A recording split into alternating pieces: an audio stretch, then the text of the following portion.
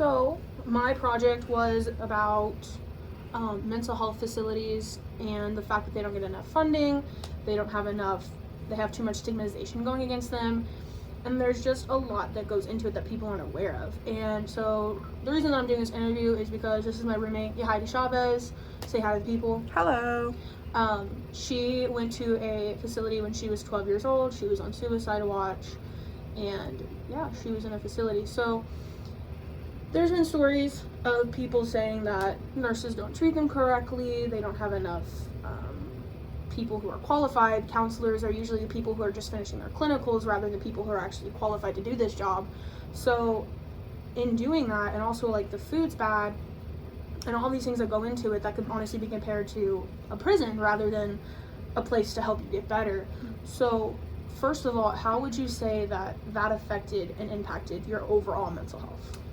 Overall mental health, I would say it impacted it significantly in the sense of like, yes, they did help, but it helped after me during my stay, like putting me into therapy, putting me into group therapy sessions, just basically working with my financial situation as well, because I was a part of Sooner Care around the time. Mm-hmm. So finding therapists that could take that was a big thing. Finding resources for me to get medications and just a bunch of other stuff. So my stay itself, though, I would say was not how I improved. It was after when I definitely improved more. And something that we've definitely talked about on our own time through your journey of trying to heal from this process is something that when we moved in, you were very keen on the fact that our walls can't be blank. So basically with the wall blank, when you had panic attacks or when you had any sort of sporadic behavior, they basically shoved you into, we called it the box as people that lived there, but I think the actual like formal name of it was the relaxation den. But it was literally just a closet-sized room, completely blank, one light source, and you had to sit in a chair. And that is all you were allowed to do. And they would stick you there for 10 minutes up to 2 hours. They would check on you every 10 minutes. If you were still crying, if you were still sporadic, if you were still threatening, they would lock you back in. They would just keep you there until you finally acted normal. So that has affected me to this day. If I'm in a place where it's completely blank walls, if it's completely anything, if there's like if it's like super dark, I freak out sometimes, which is weird because I sleep in complete darkness, but it's like it's the mental stimulation of it. It's weird. Okay, and something else that has definitely been talked about is the fact that the food isn't great because they can't afford it. The beds, you're sometimes put into rooms with other people because there's just not enough space inside of it. So this leads to patient-on-patient violence, and this leads to the beds not being in great shape, which can lead to chronic back pain. And something that we've also talked about is the fact that even to this day, you left with worse sleeping patterns than when you went in. Yes. So for me, my roommate was a girl who was a known biter. So she did bite me a couple times. That was kind of scary, kind of not though. She was actually kind of cool. It was just kind of like just her when she became into that like kind of mind space of like I need to hurt somebody. It was scary, but her as a person though, she was really cool though. For me, I can't sleep unless it's complete darkness. It's like a whole thing.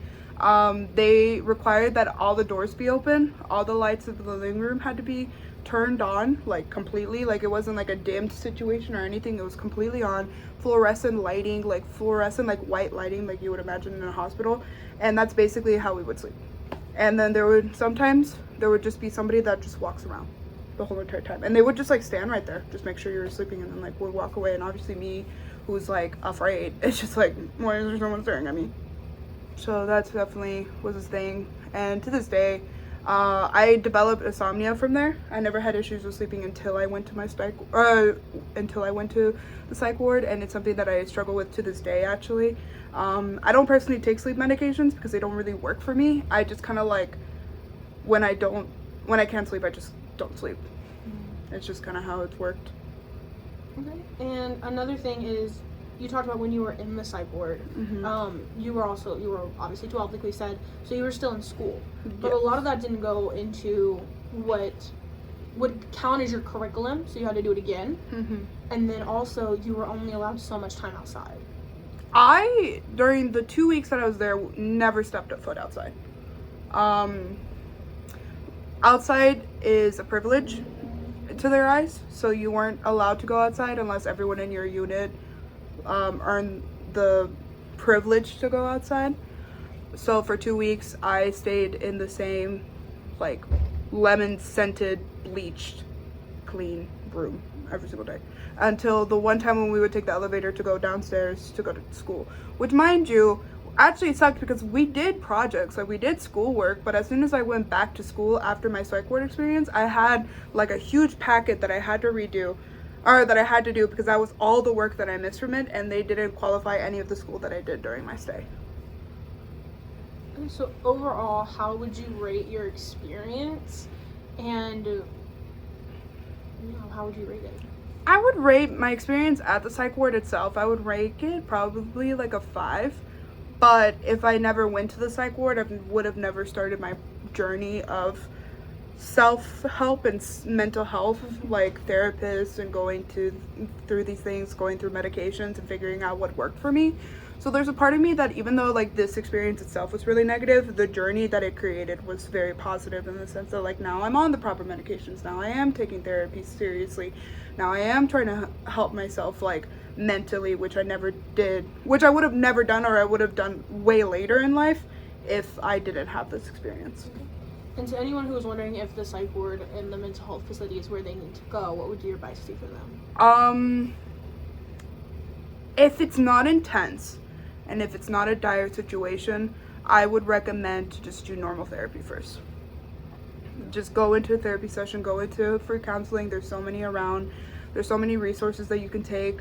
Honestly, self-help books, if you really want to start from zero and you don't feel comfortable talking to like a physical person, that really helps. But yeah, that's kind of the ways that I would recommend it. The reason why I was put into the psych ward was because I was on suicide watch. I literally tried to kill myself the night before I got admitted. So mine was a dire situation, and the other kids around me were also dire situations. So